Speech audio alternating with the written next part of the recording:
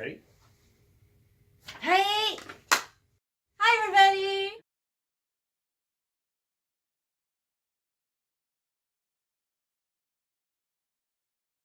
Today is our first Cheap Tuesday at the movies movie review. Yeah! It was Cheap Tuesday, so we went and saw a movie for really cheap.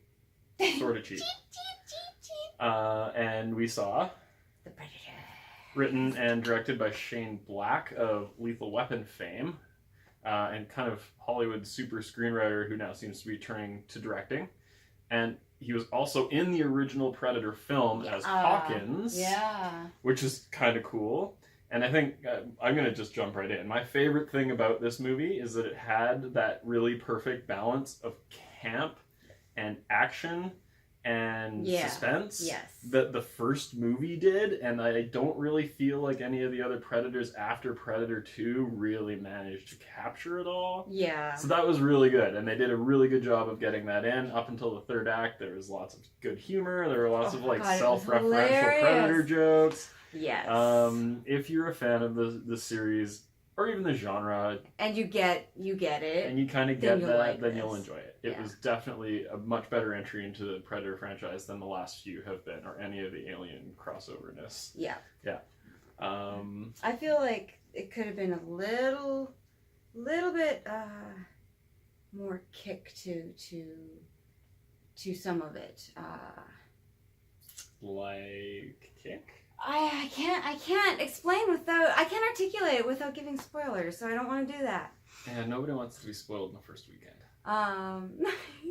It's definitely worth seeing in theaters. I would definitely see it in theaters. Yeah. Well, we did. The stunts were really cool. They did a really neat zipline stunt that I thought was super neat and would love to try sometime. There's an awesome bromance. It's great. It's hardcore. I think we should go and talk about the acting. What did you think? I enjoyed the acting. So I guess we should go kind of... It stars Boyd Holbrook as Quinn McKenna, who's a Special Forces soldier guy. I thought he did a good job. It wasn't like a super deep part to get into, but it was a little bit of an interesting take on soldier with PTSD. So when you see it, you get right away like, oh, okay, this is kind of the Arnie guy, and you get it. You just get it. It was nicely done that way. Yeah. So. I thought that the rest of the cast, though, the supporting characters, were where the movie really shone, especially in like the Loonies as a group. Yeah, the squad of soldiers are a bunch of people who are like in veterans. They became his squad. It's all good for whatever various crazy stuff that they'd done in the past, and the humor between that group was really solid and natural, and felt both well acted and well directed. I'm a big Keegan-Michael fan, so he was in there. He's amazing. It was great. He was Alfie Allen, who's from Game of Thrones, plays Theon as one of them. He did a good job. I thought the kid he was really good as a kid on the autism spectrum. I definitely get that. Did a great job, I think, portraying an autism spectrum child, like 11, 12 years old. That was really good. And I thought Olivia Munn was the female lead in this one. Dr. Casey. I loved her she was because a cool character. Yeah, she was definitely her own. She stood alone very well. She didn't need support. Like right off the bat, and I found it kind of improbable that like she had this whole broad range of skills, like being able to run around with a gun like an action hero, and there's a part where she does look silly, and it's great because that's me. It's just all awkward, but then, she like, does get better. Picking handcuffs and like school teachers got a Brit, but I mean she's a scientist too. Well, I don't know. As somebody who studies things innately and just like is fascinated, I would try, picking locks if I had the opportunity. Maybe. So maybe she had that opportunity. Yeah. Maybe she was mischievous when she was a kid, and it's true. It's just it was something that was kind of like a surprise for the character without really any explanation for why that would be the way. Yeah. But I think that's just like action movie logic, where you're like, my characters are all pretty badass and they can get out of the situation they're in by getting out of the that's situation definitely they're in. that genre-esque. Yeah.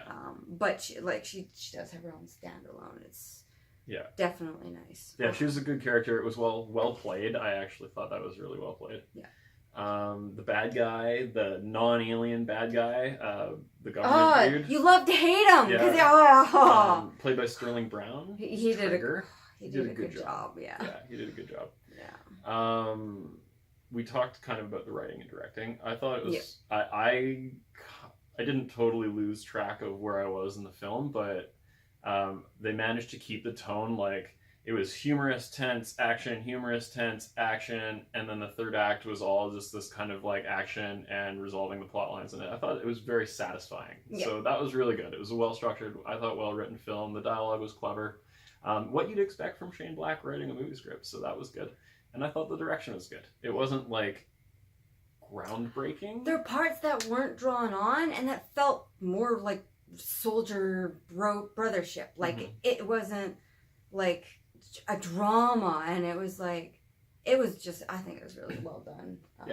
Certain parts of it for sure. The director of photography was Terry Fong. I'm gonna screw this up. So I didn't write it down. Sorry.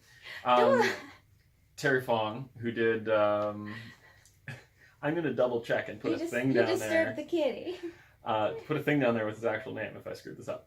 Anyways, he was the director of photography on 300 and on The Watchmen.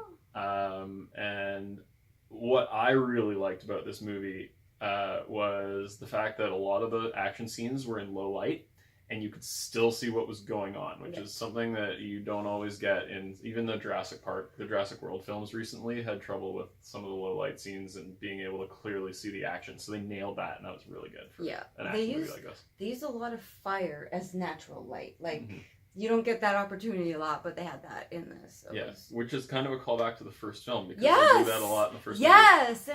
And they have like verbal references, and it's like, they were really well done. They snuck them in there perfect. And there were some like kind of meta jokes, so and what else was I gonna say? Oh yeah, a big shout out to Vancouver, and if there are any Vancouver people who are watching this, who are on this crew, thanks very much. That was awesome. I almost didn't even recognize the Cleveland Dam. We were there. They did some. I'm like, I grew up there, as you always are, living in Vancouver and watching movies that are shot here. But yeah, that was awesome. So I was happy. I would say like that was a solid see it on an opening weekend. Yep. I mean, I'm happy I went on Cheap Tuesday, but and like go see it on Friday. It's worth it. It's worth it. Yeah. Pay full price. I'd pay full price. Yeah. Well, it's no, I think you said everything. Cool. Yeah. Well, that's probably wraps it up. Thank you guys so much for joining us. And we'll see you again soon, and we'll be back next week with another Cheap Tuesday at the Movies with Fox and Kitty. And if you like this, don't forget to leave a like and please subscribe. That would be awesome. Share if you want to see comment. More. Yeah, please comment. We'd love to hear more. We read them. Please feedback. We would love that. Yeah. Oh, we're gonna do a respond to comments thing at some point. That's totally gonna happen. So you never know if you're gonna get picked to be responded to. You're crazy. I'm not crazy. Bye.